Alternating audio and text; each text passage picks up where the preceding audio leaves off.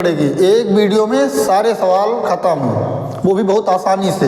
देखो भैया सवाल क्या कह रहा है कि सिद्ध कीजिए कि under root three minus one एक अपरिमेय संख्या है। क्या करेंगे, सबसे पहले हम इसके अपोजिट मान लेंगे, क्या कि माना यह एक परिमेय संख्या है। लिख दिया माना under root three minus one एक क्या है, परिमेय संख्या है,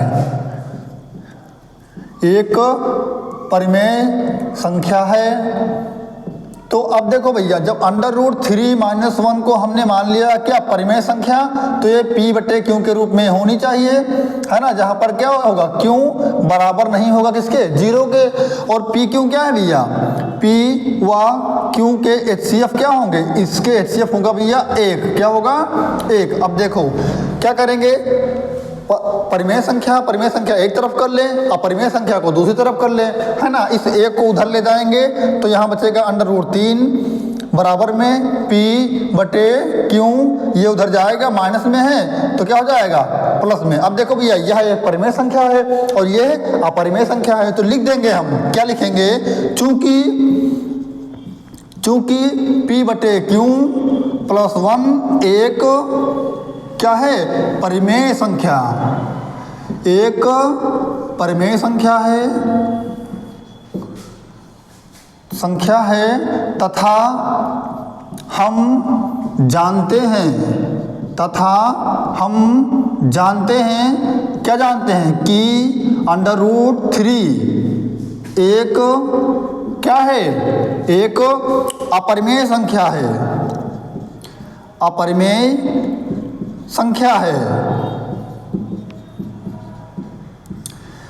हम जानते हैं कि ये परिमेय संख्या है, अर्थात कभी भी परिमेय संख्या और अपरिमेय संख्या बराबर नहीं हो सकती हैं। तो क्या लिखेंगे इसको क्या लिखेंगे, इसको लिखेंगे under root three not equal p upon q plus one के। अतः यह अवधारणा, अब ये क्या हुआ है, ये क्यों ऐसा आ रहा, क्योंकि हमने इसके विपरीत माना है, यहाँ परिमेय सिद्ध करना था, हमने परिमेय माना है संख्या, तो ऐसा क्यों हो रहा है, क्योंकि अवधारणा हमारी गलत है ना। तो क्या करेंगे, अतः यह अवधारणा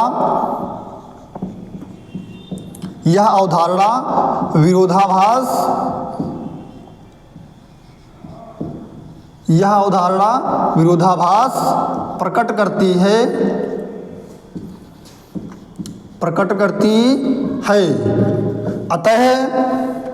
अतः अंडर रूट तीन माइनस एक क्या है, अपरिमेय संख्या है। अतः under root three minus one एक अपरिमेय संख्या है। हो गया हमारा उत्तर, है ना। ये हो गया पहला क्वेश्चन। देखो भैया एक वीडियो में पूरे सवाल खत्म कर देंगे और रटा देंगे आपको एक एक सवाल। देखो भैया बहुत अच्छे तरीके से एक सवाल ये हो गया। अब चलते हैं सवाल नंबर 2 पर। नंबर 2 देखिए, सिद्ध कीजिए कि under root 5 minus under root 3 एक अपरिमेय संख्या है। तो क्या करेंगे, वही काम करेंगे कि माना यह एक परिमेय संख्या है ना। लिखेंगे माना under root 5 minus under root 3 एक परिमेय संख्या है, एक परिमेय संख्या है। अब जब परिमेय संख्या है तो p बटे क्यू के रूप में लिख सकते हैं, है ना। तो under root 5 minus under root 3 बराबर में p बटे क्यू, जहाँ पर क्यू बराबर 0 नहीं है, p क्यू के HCF क्या होंगे भैया, एक। ये जरूर लिखना पड़ेगा, है ना। अब देखो इसको क्या लिखेंगे चूंकि क्या p बटे क्यू एक परिमेय संख्या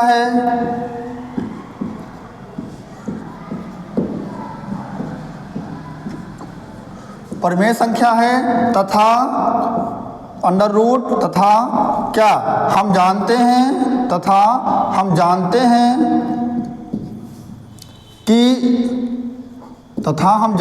कि √5 माइनस √3 एक क्या है, अपरिमेय संख्या है, एक अपरिमेय संख्या है, अर्थात संख्या है, अर्थात क्या, अर्थात √5 माइनस √3 बराबर नहीं होगा P अपॉन Q के। यह अवधारणा अतः यह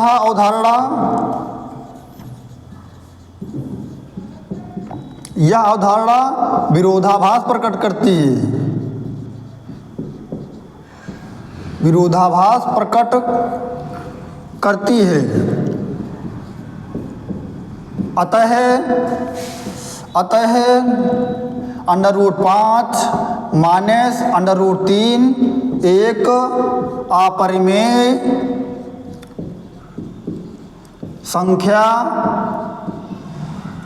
है। देखो बच्चों, ये हो गया सवाल नंबर 2, बिल्कुल एक नंबर जैसा। देखो है या नहीं है, बिल्कुल माना ये एक परिमेय संख्या है, P बटे Q के रूप में लिखा, जहाँ Q बराबर 0 नहीं होना चाहिए और PQ का HCF क्या होना चाहिए, 1 लिख दिया। वही बिल्कुल डिक्टो ऐसे सवाल, सारे जितने सवाल हैं बिल्कुल ऐसे ही, एक ही तरीके से सारे सवाल। चलते हैं सवाल नंबर 3 की तरफ। तो ये है सवाल नंबर 3, क्या लिखा हुआ है, सिद्ध कीजिए कि 2 + √3 एक अपरिमेय संख्या है। वही काम करेंगे कि इसके अपोजिट मान लेंगे, माना यह एक परिमेय संख्या है, माना 2 + √3 एक क्या है, परिमेय संख्या, परिमेय संख्या है। अब जब ये परिमेय संख्या है तो इसको P बटे Q के रूप में हम लिख सकते हैं, लिख लिया, जहां पर Q नॉट इक्वल क्या हो 0, P Q के HCF क्या हो 1, है ना भैया, क्या हो 1। अब देखो इस 2 को उधर ले जाएंगे तो माइनस में हो जाएगा, √3 बराबर में P बटे Q, ये उधर जाएगा तो माइनस में हो जाएगा। अब देखो यह एक परिमेय संख्या है ना, और यह एक अपरिमेय संख्या है। परिमेय संख्या और अपरिमेय संख्या कभी भी आपस में बराबर नहीं हो सकती हैं, तो क्या लिखेंगे, चूंकि P बटे Q -2 एक परिमेय संख्या है,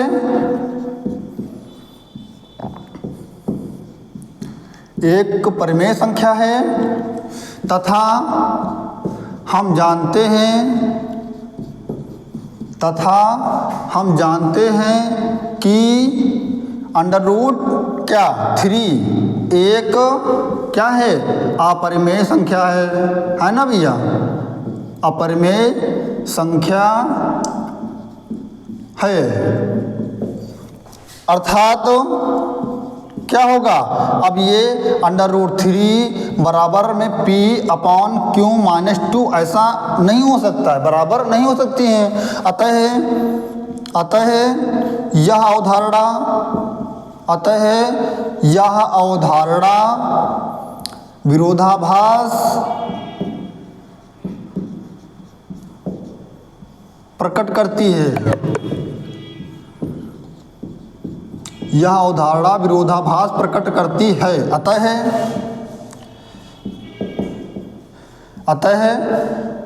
2 + √3 एक क्या है, अपरिमेय संख्या, एक अपरिमेय संख्या है। ये हो गया सवाल नंबर 3। देख सकते हो भैया, बिल्कुल एक ही जैसे सवाल तीनों हुए हैं, 3 सवाल लगाए हैं। अब चलते हैं सवाल नंबर 4 की तरफ। तो ये है सवाल नंबर 4, क्या है, सिद्ध कीजिए कि 4 - 3√2 एक अपरिमेय संख्या है ना। तो फिर से वही काम करेंगे, मान लेंगे कि माना ये एक परिमेय संख्या है, माना 4 - 3√2 एक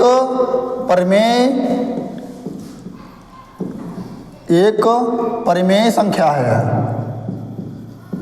परिमेय संख्या मान लिया तो इसको लिखेंगे 4 माइनस 3 अंडर रूट में 2 बराबर में पी बटे क्यू के रूप में लिख सकते हैं, जहाँ पर क्यू नॉट इक्वल होना चाहिए 0, है ना। और क्या भैया, और पी क्यू का HCF क्या होना, 1 होना चाहिए, है ना भैया।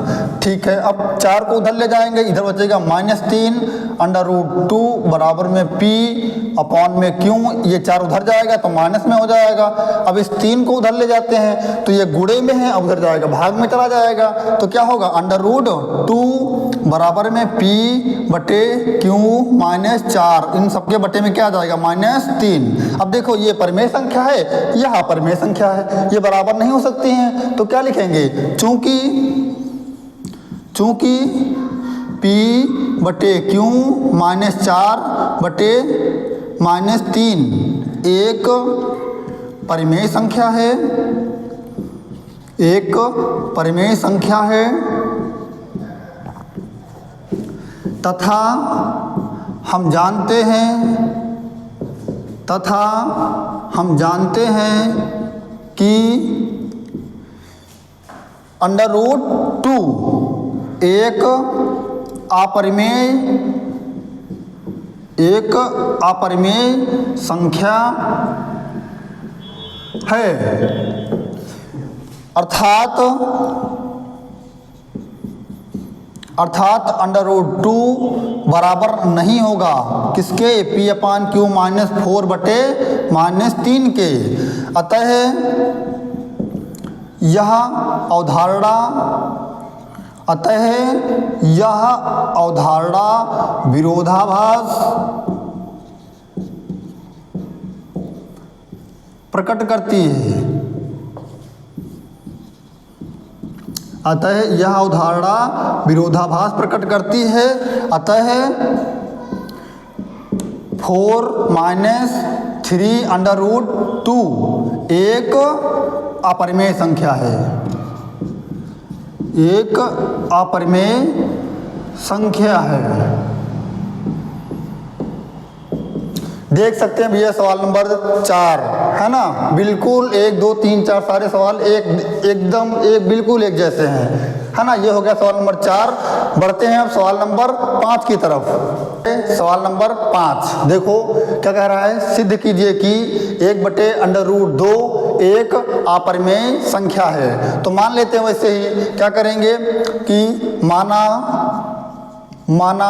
1 बटे अंडर रूट 2 एक क्या है, परिमेय संख्या, एक परिमेय संख्या है,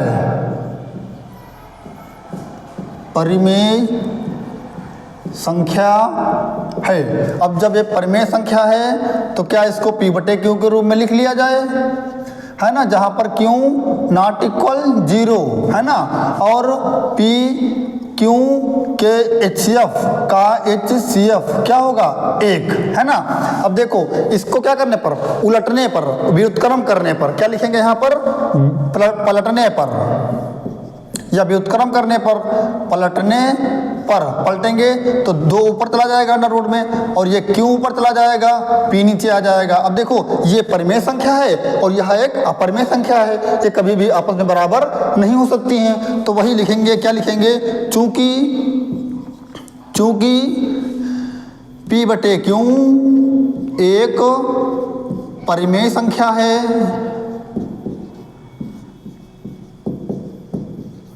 परिमेय संख्या है तथा हम जानते हैं कि अंडर रूट 2 क्या है, एक अपरिमेय संख्या है, अपरिमेय संख्या है। अर्थात अंडर रूट 2 बराबर नहीं होगा Q अपॉन P के। अतः यह अवधारणा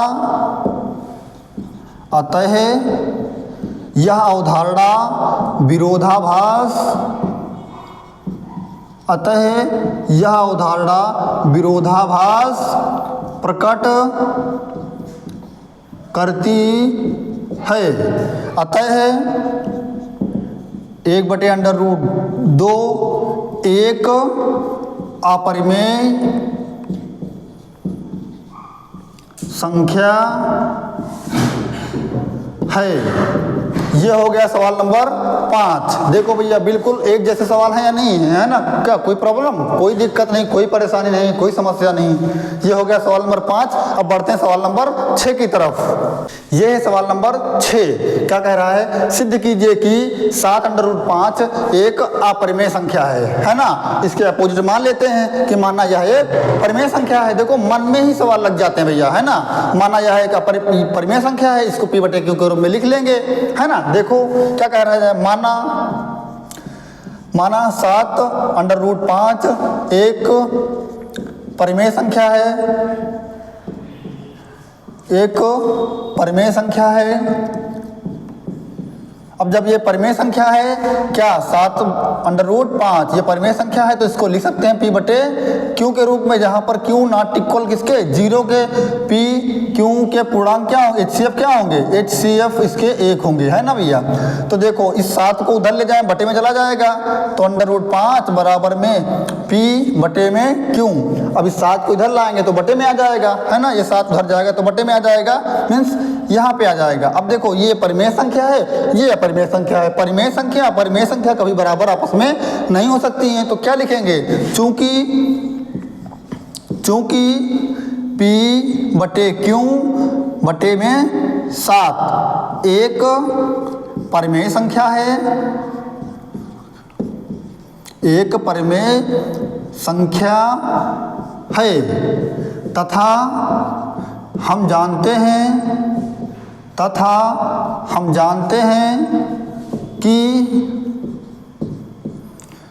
√5 ये क्या है, √5 एक अपरिमेय संख्या है, एक अपरिमेय संख्या है। अर्थात क्या, अर्थात √5 नॉट इक्वल बराबर नहीं होगा किसके, Q/2/7 के। अतः यह अवधारणा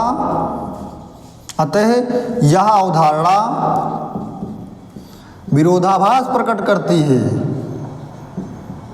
अतः यह अवधारणा विरोधाभास प्रकट करती है। अतः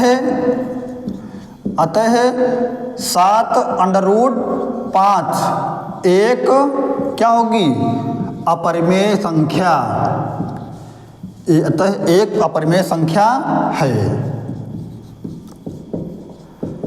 ये हो गया सवाल नंबर 6। देखो कितना आसान है ना, सारे सवाल एक जैसे। चलिए लेते हैं एक सवाल और हम उठाते हैं, सवाल नंबर 7 की तरफ चलते हैं। ये है सवाल नंबर 7। ये क्या कह रहा है, सिद्ध कीजिए कि 6 + √2 एक अपरिमेय संख्या है। भैया कितना आसान, आप देखते खन लगा दोगे, है ना? इसमें कुछ है ही नहीं, क्या दिक्कत इसमें। देखो मान लेंगे क्या, 6 + √2 एक क्या है, परिमेय संख्या है ना भैया? परिमेय संख्या है।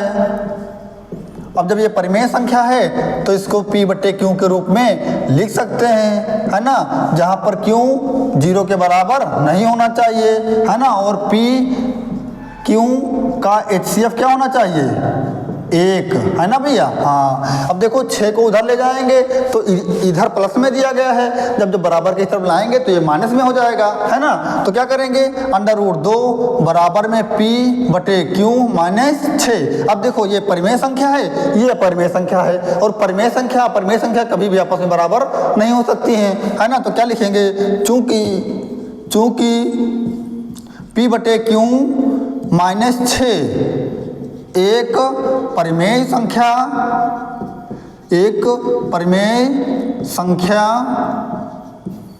है, तथा हम जानते हैं कि √2 एक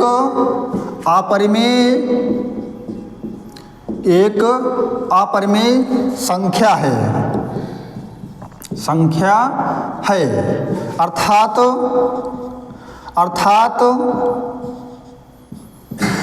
√2 नॉट इक्वल होगा किसके, P/Q माइनस 6 के। अतः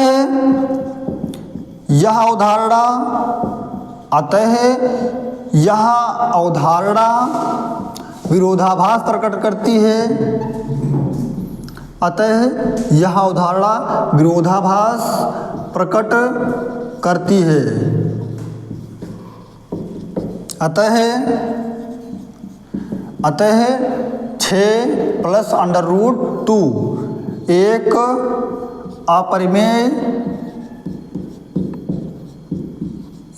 अपरिमेय संख्या